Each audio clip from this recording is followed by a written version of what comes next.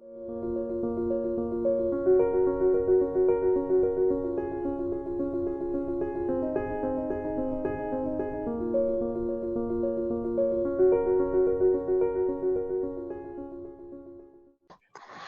hi everyone. So it's a privilege to be invited to give a talk here.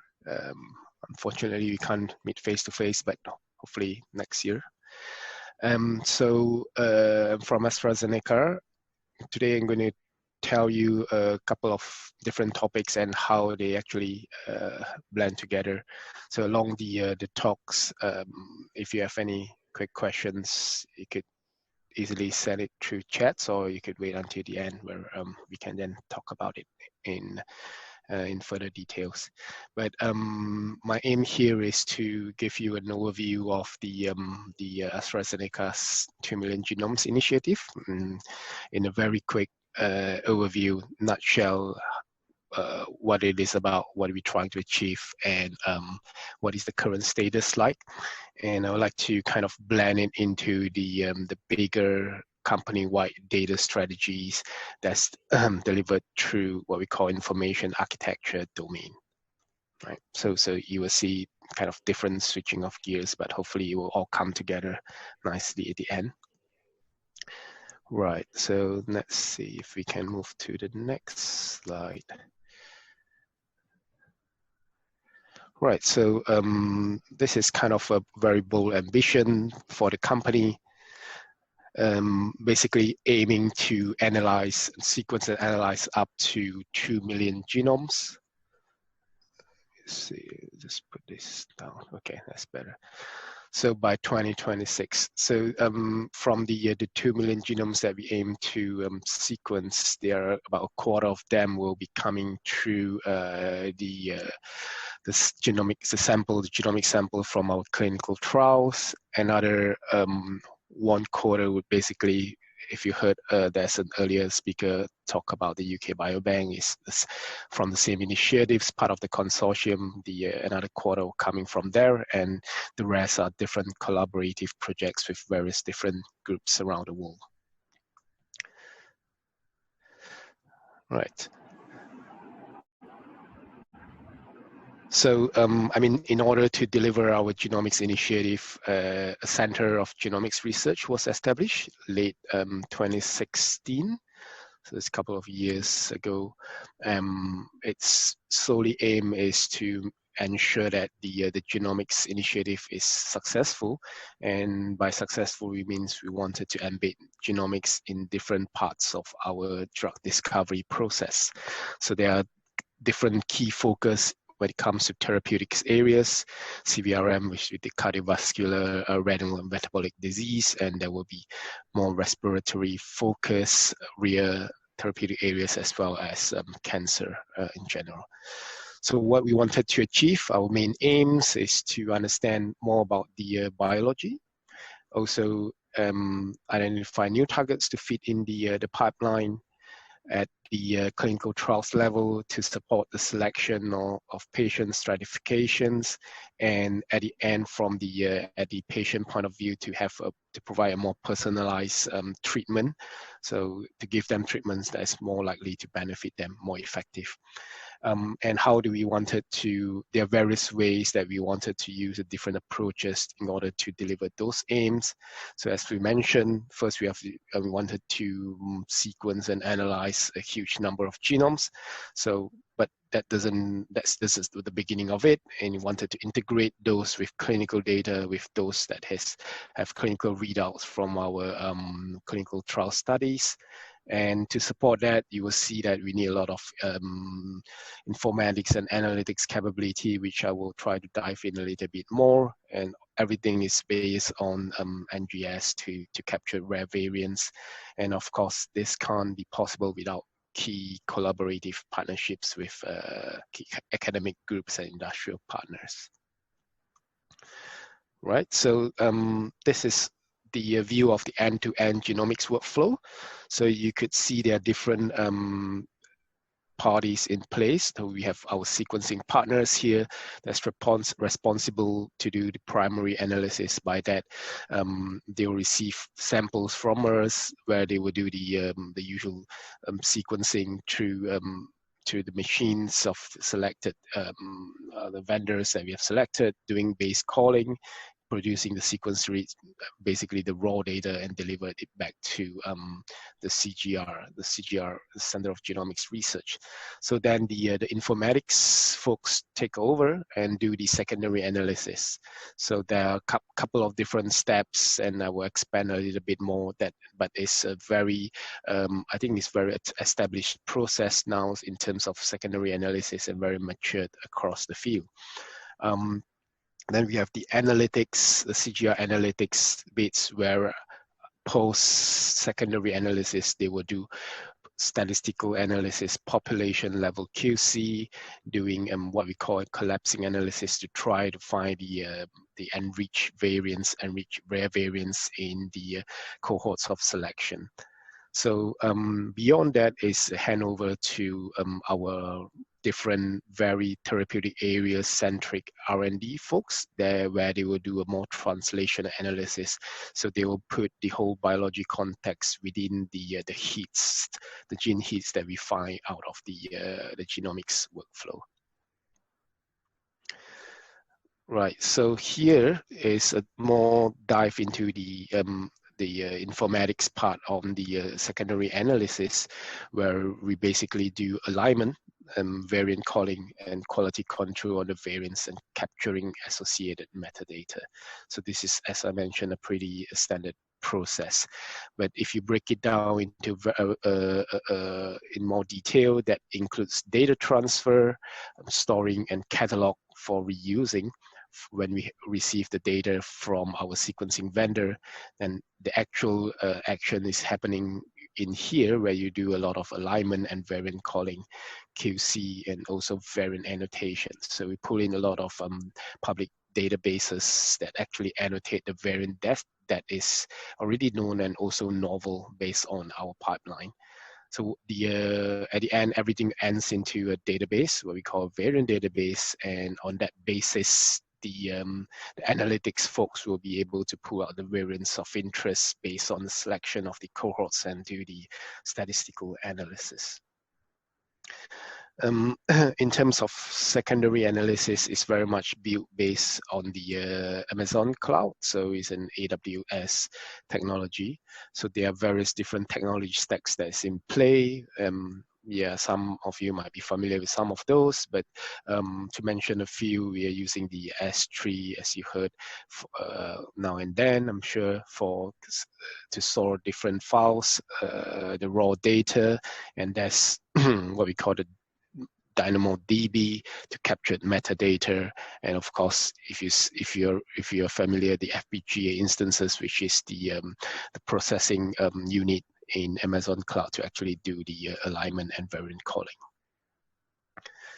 Right, so just to wrap it all up, this is kind of a very high level update of what it is now in terms of the genomic initiative. It has been operational in Q4 2018. By operational, we means we'll be able to take in raw data and spit out the variant information in the database, where the analytics folk will be able to take it from there.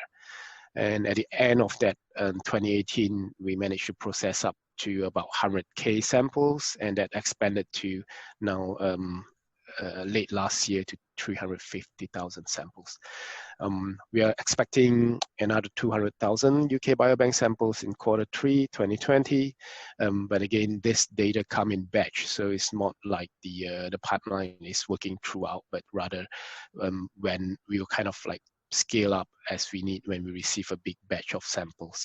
So what we realize is a very stable throughput that we have. We probably process about 1.3 thousand exomes per hour. So we think that this is quite a good number that we can achieve with this pipeline at this point.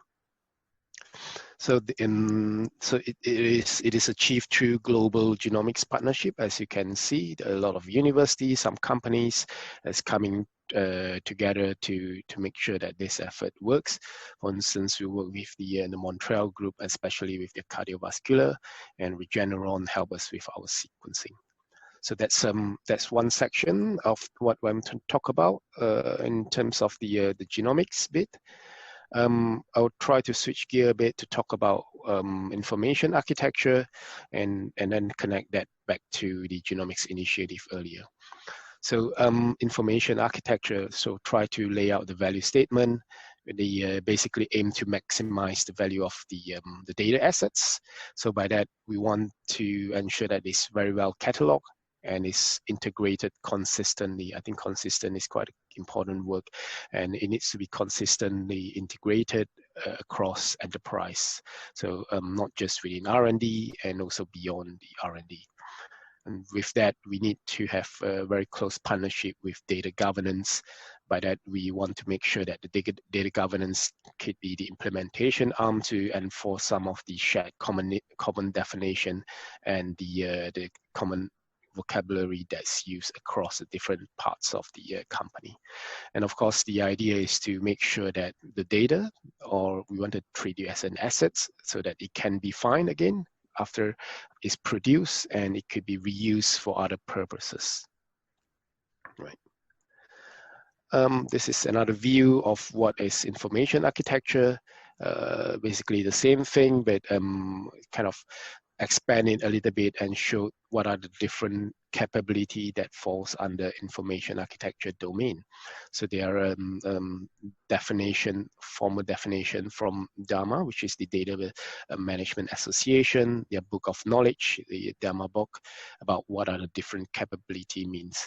So I wouldn't go into each and every details, but I would just pull out shout out a couple of the different capabilities that we will try to deep dive a little bit more, which we think that's kind of the key different pillars that support the information architecture. Right, so the three main pillars of information architecture as we see it, number one, the data architecture, which is basically trying to model the organization, in this case, mainly applied to the R&D organization. You might wanted to model the different subdomain within science, like omics, like procurement. Within omics, there will be subdivision like proteomics, metabolomics. We also wanted to model imaging separately as a separate domain. We also wanted to model the clinical side of it, the patient information, patient data, to ensure that there's the different part of the organization, at least within R&D, they could be integrated to deliver a single source of truth. So that's the first pillar. Second one, which is the master and reference data. Basically, I'll tell you more about that, but it's the second pillar is more about designing and driving implementation of the different solutions. So you will see the importance of why the master and reference data is key to the success of the whole integration landscape. And of course, I think people working in science are aware of the metadata, the importance of metadata, not just the metadata itself, but the way that we actually collecting it, defining it, and how we can actually exploit that. So this is the core gist of the metadata management pillar. Right, so so it kind of then go into each pillar in a bit detail, more like peeling it a little bit more. And data architecture, as mentioned, we wanted to make sure that the different data models are defined across enterprise and within the subdomain in R&D, so that it could be appropriately understand across different functions, and the data produced can be integrated. There are various different activities that's connected to data architecture, but I would point out that this is the conceptual data model is very fundamental to the definition of data architecture. So it's more about kind of a map so that we, from an R&D point of view, can connect that with the counterparts in IT when it comes to implementation and with different part of the business. So a single model, for instance, an omics model can be further break down or branch into a more specific models like proteomics, transcriptomics, and etc. Genomics, of course. So that's the reason why the genomics things comes into play. They fit quite nicely into the whole architectural landscape. Here I'm just going to give you a view of what a data model could look like. It's kind of a different entity connected together where you could be able to tell different parts of the domain, or how is it related to each other, and more importantly, you'll be able to color code it. The idea is that with one glance you'll be able to identify what are the key master data and key reference data to capture it, basically. So it will kind of drive the high-level discussion between business and the R&D as well as the IT counterparts. Right, so kind of fast forward, moving into the master and reference data. So as mentioned, this pillar is focusing on delivering master and reference data solutions. So it also needs to identify some of the key data entities that's critical for our strategies. So it's worth pointing out that subtle difference between master and reference data, and it needs to be managed separately by different solutions. For instance, master data, by definition, is a very consistent identifier that will describe the core entities of enterprise. So for example, here we could use samples or molecules as master data. So if you look at the comparison, basically some characteristic that will help us to differentiate the two. A master data will have a very huge number of values, and mostly derived from internal, and it's pretty hard to actually govern. And usually the tool that can do master data management will be will generate higher costs for us. While reference data is basically a limited set of permissible values and a controlled vocabulary. For instance, as we all know, the gene names / targets is a kind of a list of reference data in our view, because it's mainly provided by external or standard body. It won't change that frequently as per master data, and usually the number of values are known. So tissue information, indications, etc.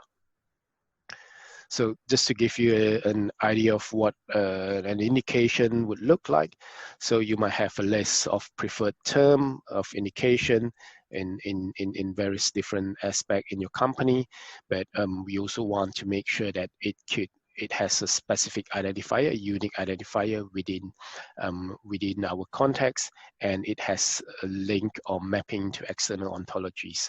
So you could kind of leverage on the integration to outside world.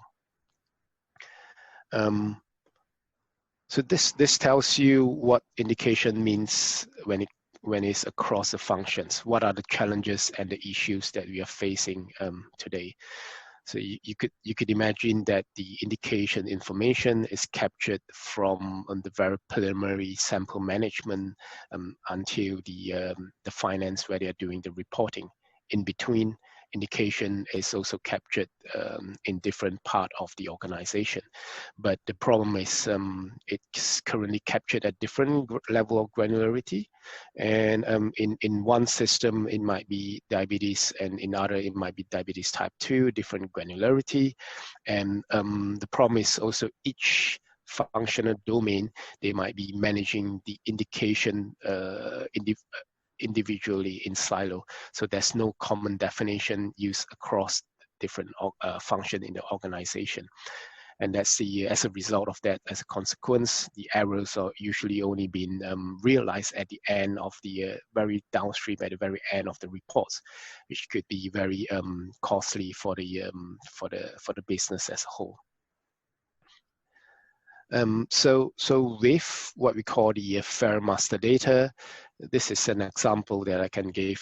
For instance, this is not for data for illustration, but it's kind of a slice of transcriptomic data on the left, and you can see maybe patient data on the right. And if you have good quality master or reference data, you can see that there's a lot of link that we could derive from that. Basically, so if you have experiment master data, indication, we mentioned earlier, sample master data, subject master data. So there are various different links that we can make across the data sets. So imagine then we can have imaging data sets, different level of omics data sets, and they could be linked through this FAIR master data.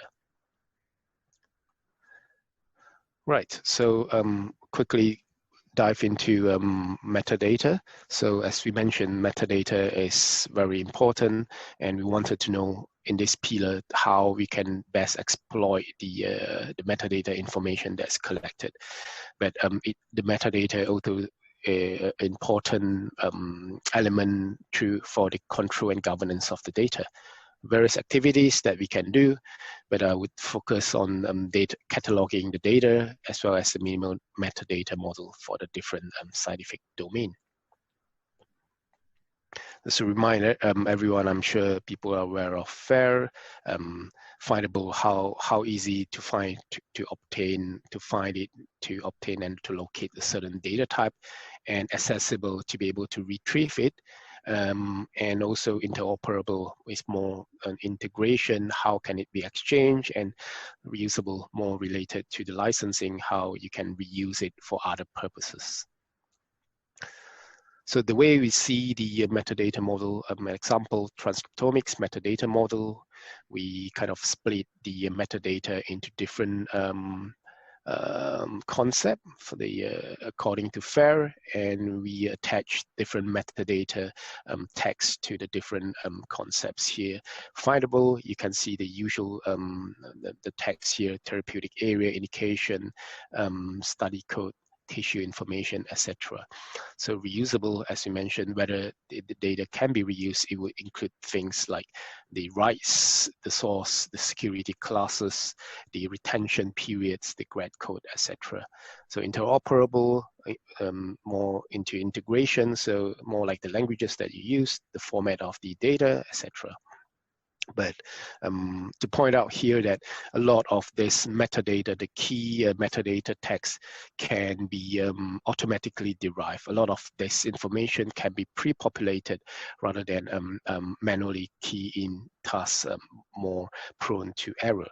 But a lot of this information, like dates, etc., could be automatically harvested when the metadata is produced. So it's kind of creating a more higher quality metadata, therefore supporting the subsequent governance of it, or the different FAIR metadata, FAIR pillar.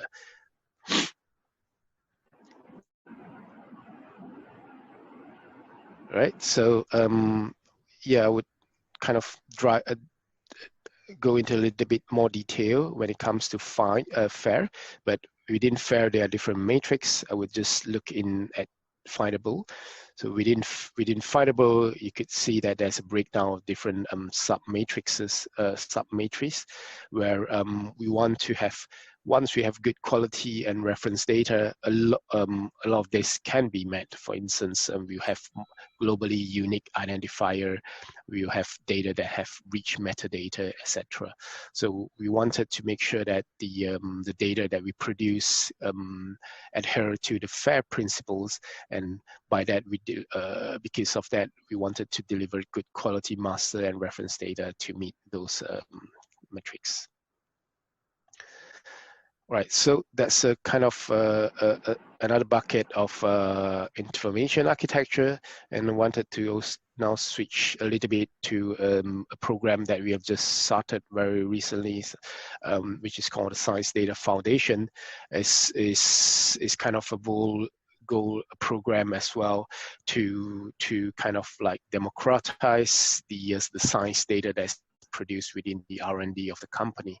So the idea is to make all the data analytics ready by that, we also means we wanted to make sure that it's fair and to enable decision making in support, decision making in the company to support of all the data that's pulled into the science data foundation.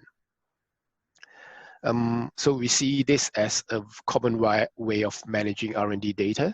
So you can see on the top here, this is more like the end, the user-facing part of it, where you can have knowledge graph.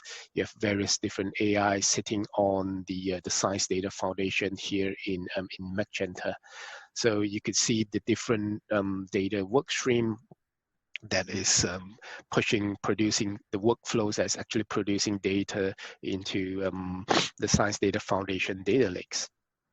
So associating with that is all the different metadata as you would expect, and you could see the presence of the information architecture in this whole large landscape, as in the metadata definition, the control of the master reference data, as well as the data cataloging, right? So it's kind of you could say that the information architecture can be fundamental in terms of the success of the whole program, right? And yeah, I think that's in summary what I wanted to hopefully have tried to have a quick walkthrough to tell you what are the different information architecture value proposition that's delivered through the different key pillars, metadata, master reference data management, data architecture. So it supports different programs, including a very critical science data foundation, and this will enable the various different AI initiatives at the end. But along the way, we wanted to enable a fair data structure and fair principle to be delivered through our initiative. Right, and I think that's my last slide. And yeah.